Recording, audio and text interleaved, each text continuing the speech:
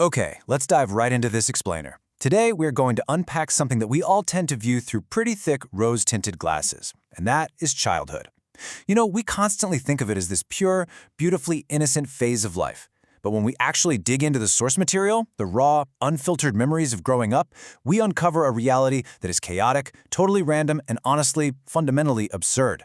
So today, we're going to break down just how bizarre the logic of a child actually is. Our source material actually kicks off with a classic piece of grandfatherly wisdom. The creator recounts his grandfather looking at him and warmly saying, "Childhood is the best time of our lives."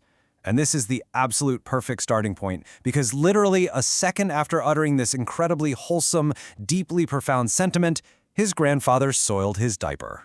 It's just this brilliant deadpan punchline, and it perfectly sets the stage for the deeply unglamorous realities of life we're about to explore. All right, let's get into theme 1, family dynamics and sibling trauma. You know that expectation of having loving, supportive siblings? Yeah, scratch that. The reality for the creator was basically daily WWE wrestling matches. He explains that he and his brother fought like absolute gladiators simply because their parents had no property or inheritance worth fighting over later in life. They just had to get all that fighting out of their systems early. And as the older brother, the creator fully admits he was the one actively bullying his very quiet, introverted younger sibling. Take playing doctor, for instance. The younger brother once innocently mentioned he dreamed of becoming a doctor. So the older brother handed him actual, impossibly dense medical entrance exam books. This resulted in a deeply depressing, incredibly stressful version of playing doctor. Instead of curing imaginary fevers, the younger brother would diagnose his patients with piles. Or he would just throw himself onto the bed crying because an imaginary ant had died. And the creator points out the sheer absurdity of this. Like, if he's actively mourning dead ants on the bed, why are they still sleeping in a bed apparently infested with ants? And then we have what the source refers to as the Lenda, or poop, incident. And this is treated with the gravity of a true crime documentary. So the older brother gets called down to the younger brother's classroom, which is, the ultimate humiliation. He arrives just in time to see his younger brother being hauled away in slow motion by 2 school peons, caught brown-handed with soiled pants.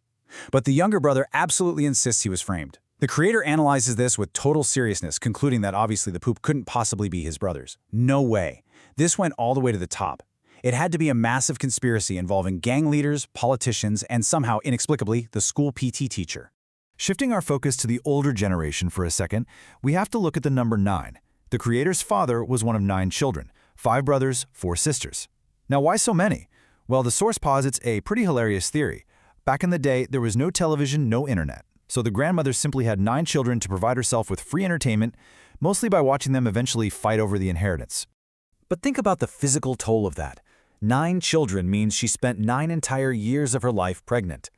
The source notes, with some pretty wild exaggeration, that his grandmother literally developed abdominal abs just from absorbing so many baby kicks from the inside.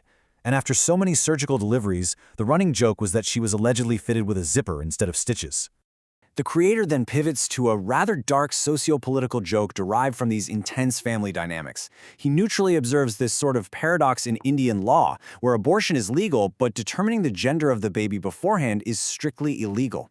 The comedic premise he draws from this is that ending the pregnancy is allowed, but knowing exactly who you are dealing with is a complete blind risk. He jokes that you could unknowingly be taking out a future gangster who already has his entire crew assembled in there. It's really just a fascinating look at how a comedian's mind processes legal contradictions through the lens of totally absurd hypotheticals. Moving right along to theme 2, irrational fears and flawed logic. Let's talk about the absolutely terrible mathematics at play in a child's brain. The creator was told the classic story. The tooth fairy gives you money for every tooth you leave under your pillow. So, applying pure, unadulterated child logic, he just stole his grandmother's entire set of 32 dentures to maximize his profit. He received a massive 32 rupee payout. The slight problem? Those dentures cost 7,000 rupees. And then there's the bedwetting. When his mother would yell at him for constantly wetting the bed, his internal justification was completely backwards. He genuinely believed that a wet bed was a strict physical requirement for him to be able to fall asleep. Then, of course, there are the terrifying supernatural entities. The creator was completely paralyzed by the fear of a Chudile, which is a witch. But the actual mechanics of this monster completely short-circuited his brain. You see, a Chudile famously has feet that point backwards. So when he saw footprints, he logically ran in the opposite direction, straight into her house. He then planned to attack her from behind, completely forgetting the lore that her hair covers her entire face, making it literally impossible to tell which side was the front or the back. It's a total geographical nightmare. To cure his intense childhood anger issues, his mother actually gave him a magic red stone ring from a local ashram. And you know what? Remarkably, it worked. His anger would vanish almost instantly.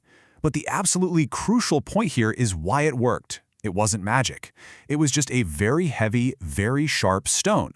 Whenever he got angry and punched someone while wearing it, the physical recoil hurt his own hands so incredibly badly that he was immediately forced to calm down and rethink his life choices. Okay, let's look at Theme 3, Dangerous Neighborhood Games. So, the creator's mother would look out the window and pity the poor neighborhood kids playing with a dirty stray tire. But the creator challenges this assumption with pure absurdity. I mean, how do we actually know they're poor? Maybe they bought a multi-million-dollar Lamborghini and purposely removed the tire just to play with it. Because these kids were dangerously resourceful. They would tie ropes to the tire to build these incredibly lethal swings, crash them, and then somehow convert the wreckage into a 50-pound heavy rubber hula hoop. Their destructive resourcefulness really knew no bounds. If you gave these kids an expensive remote-controlled car, they wouldn't race it. No way. They would immediately rip the motor out of the chassis just to build a makeshift, terrible table fan. They even built a remote-controlled remote, a device where pressing a button on one remote simply pressed a button on another remote. But absolutely nothing tops the Gujarati kite disaster. The creator and his friend, Janak, had a kite spool equipped with seemingly 1,000 kilometers of heavy, glass-coated string known as manja. They decided to fly the kite completely perpendicular to the earth for hours on end. The string went so high up that it started vibrating, receiving what they genuinely believed were ancient wave signals from aliens. But the reality they constructed in their heads was even better. They hadn't found aliens at all. Instead, they had accidentally used their heavy kite string to slice a $100 million NASA satellite right out of orbit. And just to add the perfect cherry of absurdity to this story, as this multi-million-dollar NASA telescope came crashing down into their neighborhood, the kids couldn't even claim their prize.